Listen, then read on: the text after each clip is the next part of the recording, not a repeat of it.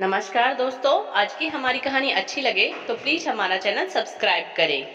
सुशीला देवी जी अपने बहू और बेटे के साथ शहर में रहती थी।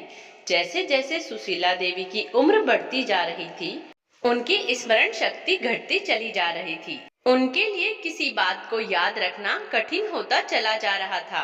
अक्सर वह सामान कहीं रखकर भूल जाया करती थी।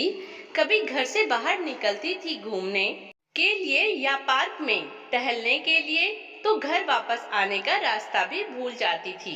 अक्सर कोई ना कोई पड़ोसी उनको घर तक छोड़ने आता था। उनकी वजह से उनके बेटे और उनकी नई नवेली बहू को बहुत तकलीफ होती थी। कई बार तो सुशीला देवी को खोजते हुए पुलिस स्टेशन तक पहुंच जाते थे।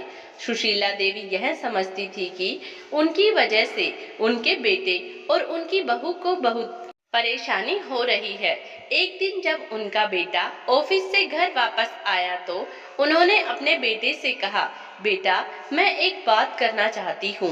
बेटे ने कहा, हाँ माँ, क्या बात है, आप परेशान क्यों हैं? सुशीला देवी ने कहा, बेटा अब मैं बूढ़ी हो गई हूँ, मेरी याददाश्त भी बहुत कमजोर हो गई है। मेरी भूलने की आदत के कारण तुम लोगों के साथ साथ पड़ोसियों को भी बहुत परेशानी होती है।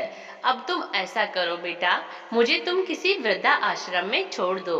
यह सुनकर बेटे के चेहरे का तो रंग ही उड़ गया। उसने माँ के दोनों हाथ अपने हाथों में लिए।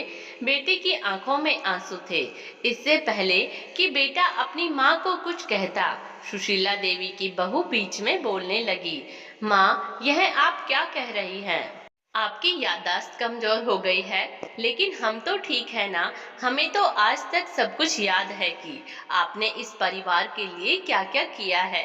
आपके बेटे ने मुझे सब बताया है कि आपने किस तरह जीवन भर परिश्रम करके, त्याग करके, समर्पण करके इनको पाला, बड़ा किया, कॉलेज भेजा और एक सफल इंसान बनाया।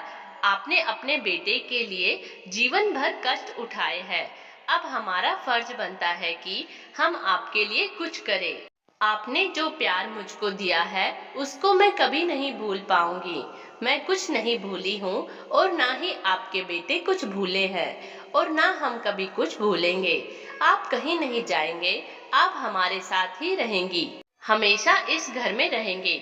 आप कुछ भी भूलती रहिए, कुछ भी याद मत रखिए, लेकिन हमें मत भूलिएगा बस। सुशीला देवी की आंखों में आंसू आ गए और उन्होंने आगे बढ़कर अपनी बहू को गले से लगा लिया।